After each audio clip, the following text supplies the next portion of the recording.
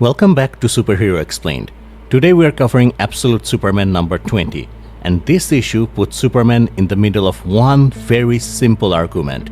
Everyone around him thinks the only way to stop Black Adam is to kill him. Superman says, "No, I'll find another way." And somehow, that answer makes him the most dangerous person in the room. We open in the desert, with Hawkman sitting in a pickup truck near a helicopter. Then Talia al Ghul walks up, already furious. She basically asks, "You had a chance to kill Superman. Why is he still alive?" Hawkman tries to explain that Parasite had Superman trapped, but Metropolis was trapped too, and somehow Superman saved millions. Talia does not care.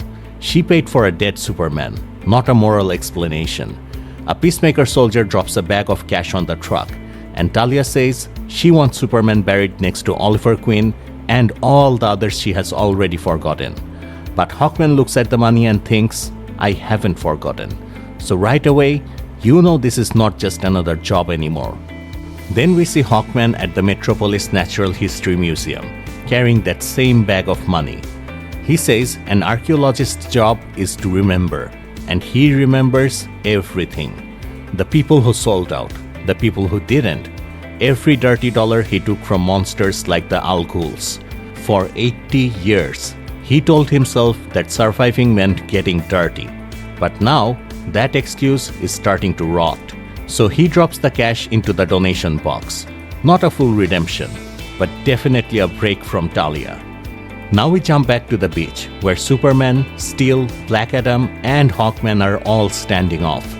Superman sees Hawkman and asks what he is doing there. Fair question. Hawkman says he's doing what Superman can't, ending this. Then he tries talking to Black Adam. He says he knows Adam's story and can help him adjust to this new world. For 2 seconds, it sounds reasonable. Then Black Adam sees Hawkman's helmet and wings, assumes Brainiac connection, and blasts him with lightning. Diplomacy failed instantly. Black Adam calls Hawkman another pawn of the Brainiacs. Hawkman gets back up and basically says, "My ancient Egyptian is rusty, but go screw yourself." Then he smashes Adam with the mace and sends him flying. Hawkman lands in front of Superman and Steel and starts giving orders. When Adam comes back, they flank him and hit him together. Superman is shocked. "You're here to help me?" Which is fair, because Hawkman was supposed to be killing him. Hawkman says stopping people like King Shazam from breaking the world is just what he does. But Superman immediately sets the rule. Black Adam is dangerous, yes, but they are not killing him. Steel is already like, "Cool, but we'll be dead before that matters." Then Superman finally asks who Steel even is. I love that. The world is ending and Superman is still doing introductions. Hawkman says if they survive, stakes are on him. Steel says he's vegetarian. Superman says he eats sunlight. Hawkman is officially stuck fighting a lightning god with children. Then the fight goes global. Thunder from the battle registers like an earthquake in Indonesia. Black magical tornadoes hit Australia. Planes are attacked by giant black hailstones. Satellites get knocked out of orbit. Everyone thinks it's some kind of solar disaster, but no. It's just Superman, Hawkman, Steel, and Black Adam having the biggest fist fight on Earth. And somehow, nobody dies. Because Superman is not just fighting Adam. He's saving everyone caught in the fallout as well.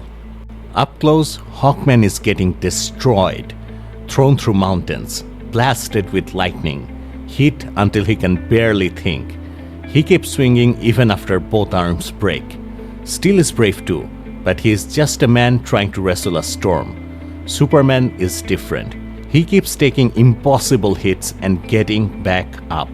And for 1 second, Hawkman starts believing something insane. Maybe they can win. That is huge, because Hawkman does not believe in much anymore. But Superman is getting to him. Then, Black Adam traps all three of them in a black mist. He starts talking about prophecy, calling Superman a pretender. And Hawkman laughs. Not because this is funny, they are being crushed. He laughs because Adam still does not know his own story. Adam talks about a prophecy from a phantom stranger. Hawkman finishes the sentence. Adam is stunned. How does he know? Because Hawkman is the one who found his tomb. And now Hawkman has receipts. We flash back to Black Adam's origin. Before King Shazam, he was Death Adam, a slave boy who wished to be king. He thought wizards answered him, but they were brainiacs. They used a father box, dressed the experiment up as magic, gave him the names of gods, and gave him the word, Shazam. Death Adam said it, transformed, and the world changed forever. But here is the twist. Black Adam did not start as a monster. He freed slaves. He fought oppressors. He changed the world in an afternoon. Given more time, he might have changed history. But the world already had rulers, and they did not want a former slave becoming stronger than all of them. So, this ancient Justice League buried him, not because he was evil, because he threatened the system. Back in the present, Hawkman tells Adam the truth. After his victories, Adam was betrayed. The same father box that gave him his power was used to imprison him for 3,000 years. And the prophecy he believed in? It was never about him. The savior with the power of the sky and dust of his home on his back? That was Superman. Right then, Superman breaks free and punches Black Adam. Perfect timing. Hawkman says while Adam's power has been wrecking the planet, Superman has been making sure nobody dies. And that is when Hawkman admits it. This kid made him believe. Black Adam hates that. He looks at Superman like, this weakling is your savior?